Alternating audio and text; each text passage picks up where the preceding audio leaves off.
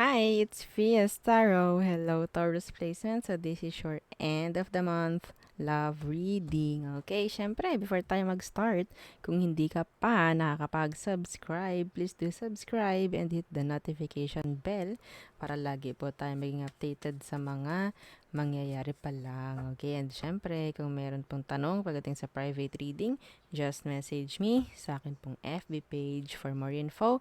Ganun rin po, no, pagdating kay perception of light. And syempre, yes, kung may tanong po or if you're interested sa ating all-in-one evil eye bracelet, sa atin pong evil eye ring, and sa ating evil eye necklace, just message me. Okay? So, yeah. Habol-habol dahil sa Saturday ang ating shipping. Oo, hindi na kayo maghihintay ng matagal. Okay.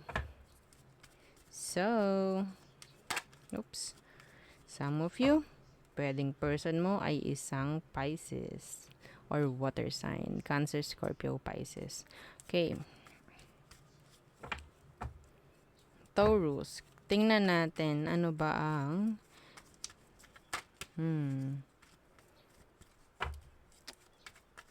sitwasyon ninyo ngayon. The Justice in reverse. The Ace of Cups. Someone is in love. Okay? Someone is in love or maybe kasi nakita ko si King of Cups kanina eh. Kaya sabi ko some of you pwedeng Pisces or water sign ang person. So, sa situation, meron ditong like maling pag-iibigan. Ha? Meron. Okay? Yun agad eh. Justice in reverse, Ace of Cups.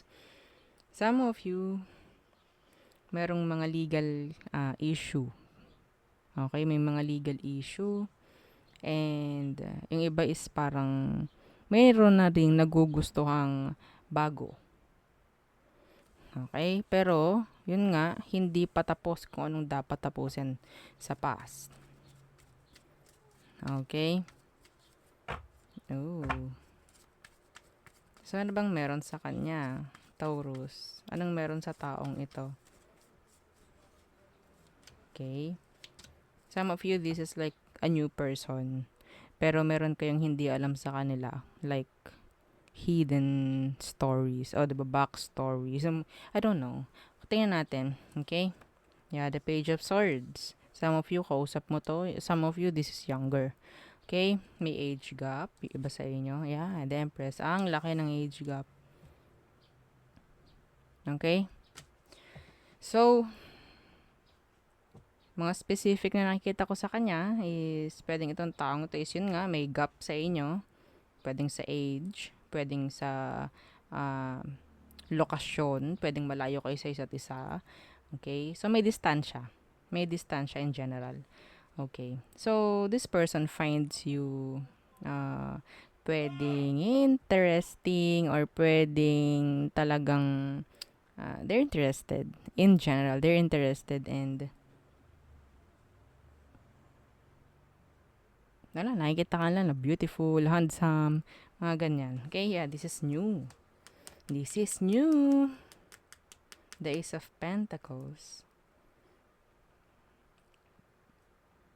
Pwedeng nakikita mo itong taong to na gwapo or maganda. Vice versa. Okay? Yeah.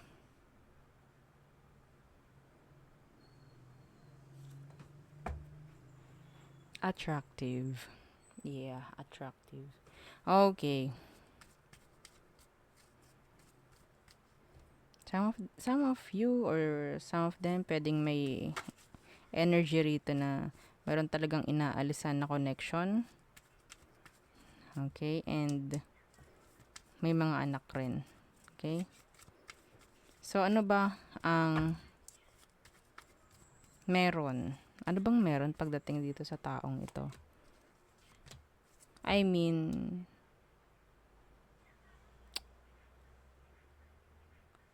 kung anong intention, anong emosyon, tingnan natin. The Seven of Swords.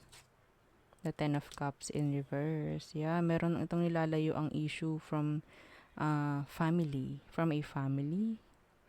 I don't know, a family issue. Itong taong ito ha, Taurus, meron itong hindi pa sinasabi sa'yo. Okay? Itong taong ito, meron itong sabihin nating legal issue. Okay? Hindi pa ito tapos sa kung sino man ang nakarelasyon niya before. Some of them, kasal to. Kasal siya. Yes, may responsibilities to. May mga anak. Kung sino man tong bagong ito na lumalapit sa'yo, hindi pa nito lahat talaga sinasabi kung anong meron sa buhay niya. Hindi pa siya ganoon ka-open. So, nakikita ko lang dito, pwedeng na-attract ka lang sa kanya. Physically. Okay? Maganda kasi, gwapo, ganyan. Okay? Pero, emosyon nito, pagdating sa'yo, may pagtatago. Okay? May tinatago ito. Some of them may sadness or talagang may issue. Okay? May issue.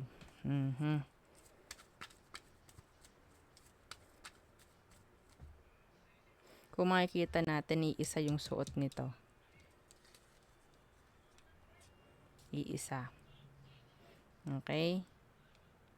Iisa yan. Pero,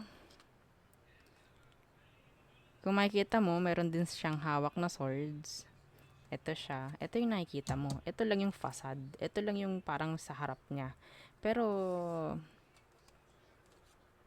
behind them is something na hindi mo pa alam. Okay? Ano ba ang next action ng taong ito sa'yo?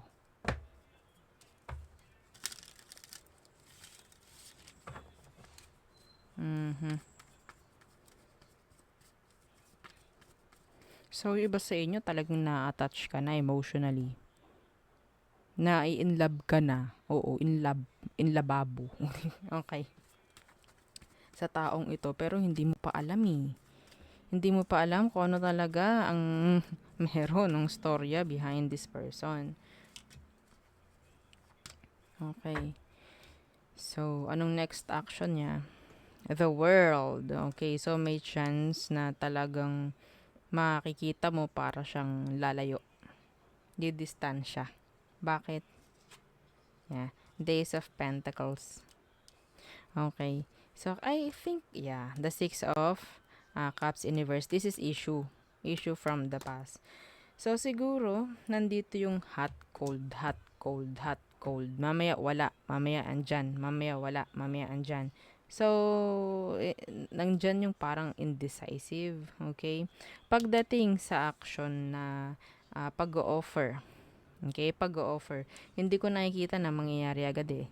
Okay? I think sabihin natin meron muna siyang kailangang tapusin bago siya makapag-offer sa'yo. Like, solid na offer. Okay? So, may chance na ma-confuse ka. Kasi hindi niya sinasabi totally, kung ano dapat mga sasabihin sa'yo. Hindi niya ino-open. Okay? Hindi niya ino-open. Kasi pwedeng nag-iisip rin itong taong to, baka mamaya hindi niya ako magustuhan because of my past. Mga ganyan. Okay? So, nandiyan yung paglalaylo niya pagdating sa offer. Okay? This is new. Yes. So, tingnan natin ano bang magiging outcome nyo, Taurus.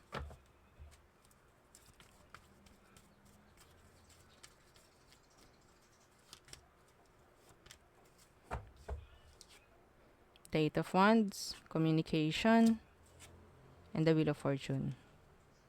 Okay. Yeah. Again. Ito yung unang-una.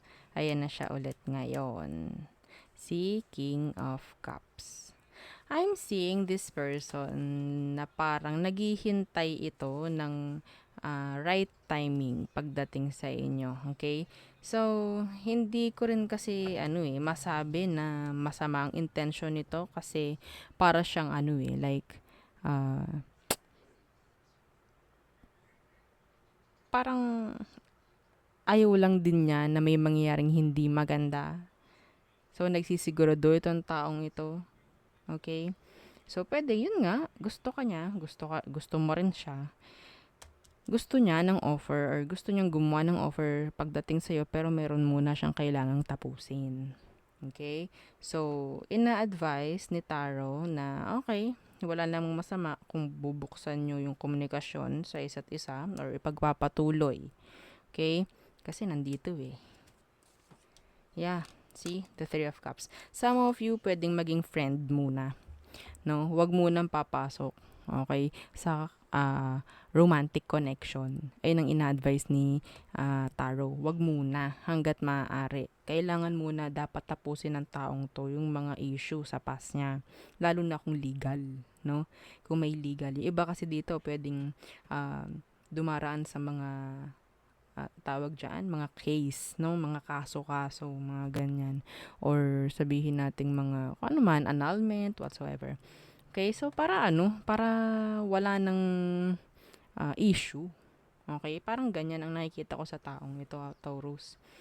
Okay, so, ang pangit lang din kasi dito is hindi niya sinasabi sa'yo, no? Pwedeng hindi niya sinasabi sa'yo yung kung anong meron sa kanya. Parang tinatago lang nga talaga, no? Hindi pala sa parang. Talagang, yeah, I think iniiwas lang din niya, no? Yung sarili niya sa conflicts, if ever. Yeah, parang ganyan. Pero nakikita ko, may potential itong connection na to. Sa totoo lang. Okay, meron. Nandito si Empress, nandito si Ace of Pentacles, nandito si Wheel of Fortune. Meron tong potential. Yun nga lang, dapat, kasi parang close yung isip ng taong ito rin. Kasi pwedeng tingin niya sa'yo, baka hindi ka niya maintindihan or hindi mo siya maintindihan. Like that. Okay? So, I guess, gagawa ito ng action kasi pwedeng mawala to bigla. Mawala yung connection or communication ninyo bigla, tapos babalik ulit. Okay? Kasi pwedeng yun nga tatapusin muna niya yung kung ano mang issue meron siya and then, tsaka siya mag-over sa'yo. Like that. Mga pababae, mga palalaki. Okay? Kasi meron din namang love. Okay? Parang naghihintay lang siya ng tamang timing. Parang ganyan. Ay! Wow! Okay. Umiiwas si person sa conflict, umiiwas sa drama, o 'di ba? Well, okay. This person likes you. Ganoon ka rin pagdating sa kanya. So, yun nga, hanggat alam nyo na, or dapat siya no? Hanggat alam niya na may mali. So, siguro maglalaylo to. Tingnan natin, Aries through Pisces. For you, Taurus. Okay. Aries. So, pwedeng focus nila ngayon is sarili. Okay. Taurus. A decision. Okay, a decision. Gemini. Irresponsible. Cancer. Okay, they want to talk. They want to get your attention. They want to flirt. Yan ang nakikita ko. Leo. So, they're moving on. Okay, they're moving on. Virgo. So, pwedeng ginost ka nito ni Virgo. Pwedeng decision niya na layuan ka. Okay, or magkakaroon ng decision na layuan ka. Or kailangan mo layuan si Virgo. Okay, next is Libra. So, si Libra, pwedeng merong hindi ginagawang maganda behind you. Or pwedeng may, pwedeng merong legal cases or legal issues with this Libra. Okay, Scorpio, they're a juggler. They can't decide. Okay. Sagittarius, they want to communicate. Yeah, they want to communicate. Capricorns. So, meron ditong offer of a new beginning. Okay. Aqua. So, ngayon si Aquarius, hindi siya available pagdating sa'yo because they're focusing pagdating sa sarili. Okay? They're being selfish, pero andyan yung sabihin nating ginagawa lang nila dahil kailangan. Parang ganun. Okay? So, Pisces. So, si Pisces, pwedeng LDR kayo nito. Merong pagdistansya. Nakakita ko dito ng ending. Okay? Or completion with this Pisces. Okay? So, there. Yun ang ating reading for you. Taurus placements. Again, don't forget to like, share, and subscribe. And follow our FB page. Thank you. Bye!